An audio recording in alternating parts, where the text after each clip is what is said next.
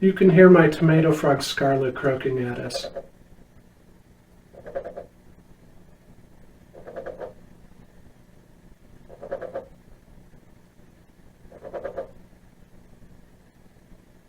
I'm thinking about getting Scarlet a friend, by the way.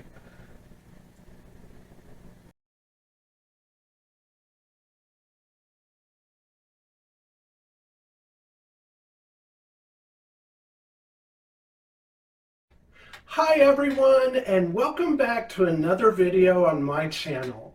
My name is James and you're watching Wonderful World. And if you have a snake, then you probably know that snakes are at their absolute most beautiful right after they've shed their skin. And there's nothing more satisfying than when your snake has a really good shed. And on the other hand, there's nothing more frustrating than when your snake has a difficult shed. And yesterday, two of my snakes, my corn snake Pumpkin and my Boa Constrictor Ray, were both shedding at the same time. And I experienced both sides of that at the same time. And this is Pumpkin's shed. And as you can see, this is a perfect shed. Everything came off clean from the tip of the nose to the end of the tail. The eye caps came off, the tail is completely clear. And when your snake is going to shed, this is what you're looking for. And if you want to see how beautiful Pumpkin is right now, I'll be right back in just a snap. And here is my beautiful boy Pumpkin. And Pumpkin is a 2.5-year-old amelanistic corn snake, which basically means that he's an albino. And he has different shades of orange mixed with patterns of white and yellow. And when he's finished shedding, those colors are at their most vibrant. So he's just beautiful right now. So I always know when Pumpkin is about to shed, because aside from his eyes becoming cloudy, all of the orange color turns completely pink. And Pumpkin is a really good snake. He's super docile and super friendly. He's a really good eater, and he never has any problems shedding. And I think everything about Pumpkin is exactly why people say that corn snakes are really good pets, and especially for first-time snake owners. So sometimes, in spite of making sure that the temperatures and humidity in the enclosure are exactly right, a snake can have a bad shed. And that's particularly true sometimes with babies. And that was definitely the case yesterday with my Boa Constrictor Ray. Both Pumpkin and Ray started their sheds at around the same time on Saturday morning. But while Pumpkin had it done quick and easy, Ray had a really hard time. Things started off like normal, but then the skin started sticking to his back. And it started tearing and tattering, and as the skin came off of his belly, it would tear away from the stuck skin on his back. And he had to work really hard to get it off. I've time-lapsed some of the process for you here.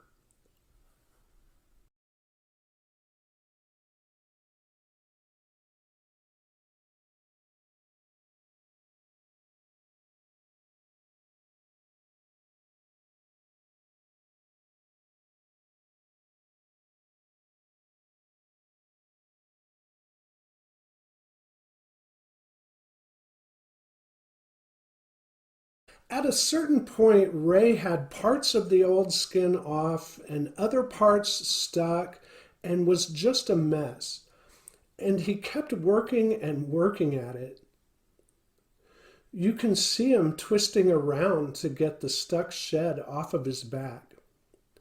And this went on for hours, and I felt really sad watching Ray have to struggle so much.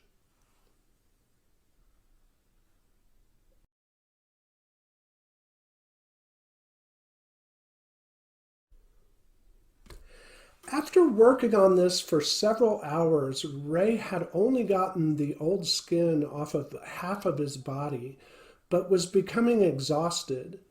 And at this point, he just stopped and retreated to his humid hide for a couple of hours and rested. I thought he was surely going to have a lot of retained shed and that I might have to put him in a bath to soak.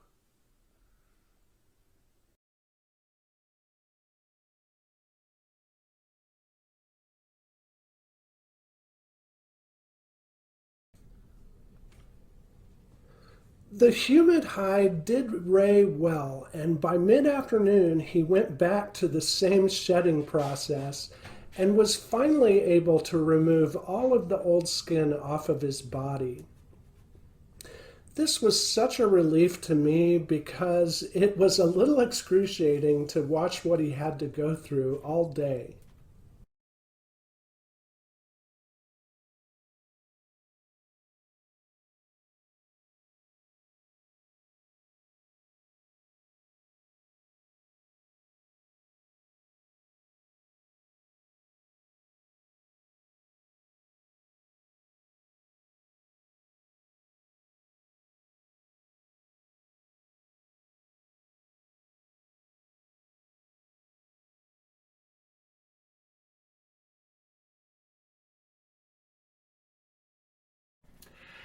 And now, just like Pumpkin, Ray is looking absolutely gorgeous.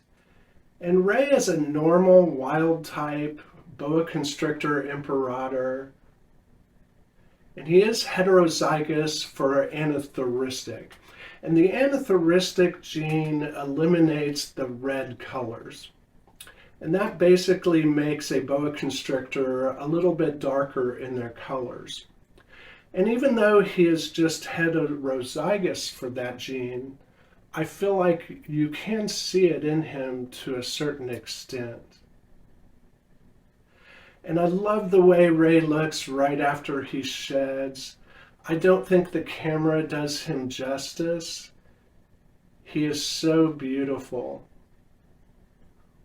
He has a certain pearlescent luminescence that you can see when the light hits him just right.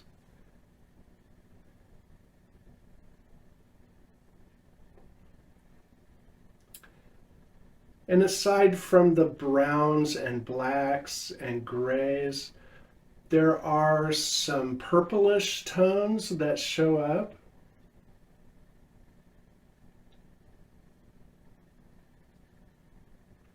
Sometimes bad sheds just happen.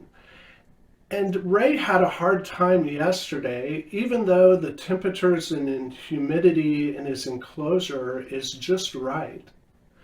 But there are things that you can do to help your snake have a better shed. So I'll give you a few tips. The first thing I would say would be just to make sure that you know your snake and can recognize the signs that they're going into shed. That could be the changes in their appearance, such as their eyes clouding over or their skin becoming more hazy or cloudy looking or dull looking. You might notice your snake going into a hide and not wanting to come out as his usual times.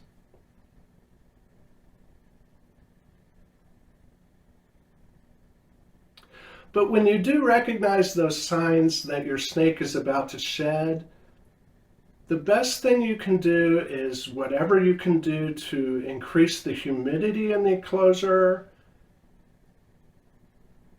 and also just leave them alone. They might not want to eat, and it's not a good time to handle them. It's a time when they feel a bit uncomfortable.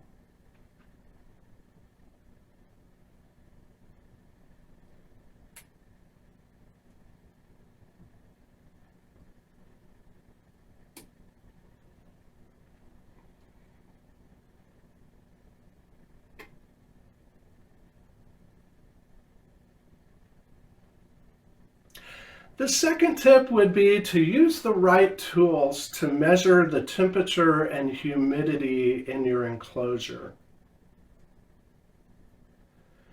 And whatever your daily target level of humidity is, then just try to bump it up by about 10 degrees. And that can be through misting the enclosure. It can also be making sure that you have a large water bowl, and you want to give them a large enough water bowl that they can completely submerge themselves into. Because sometimes when they're going to go into a shed, they like to soak in that water bowl. I think your snakes are always going to have a better shed with bioactive substrate. And if you can manage having a bioactive enclosure, the plants in bioactive substrate are just going to help to raise and hold the level of humidity in the enclosure. But there's nothing wrong with using other substrates like aspen or something like that. If you do, then you really need to have a humid hide, which is a hide on the cold side of the enclosure that you can fill with damp sphagnum moss. So I appreciate you spending the time with me today. I hope you enjoyed the video. And if you did, give me a like or consider subscribing to the channel. And as always, until the next video, I look forward to seeing you again soon.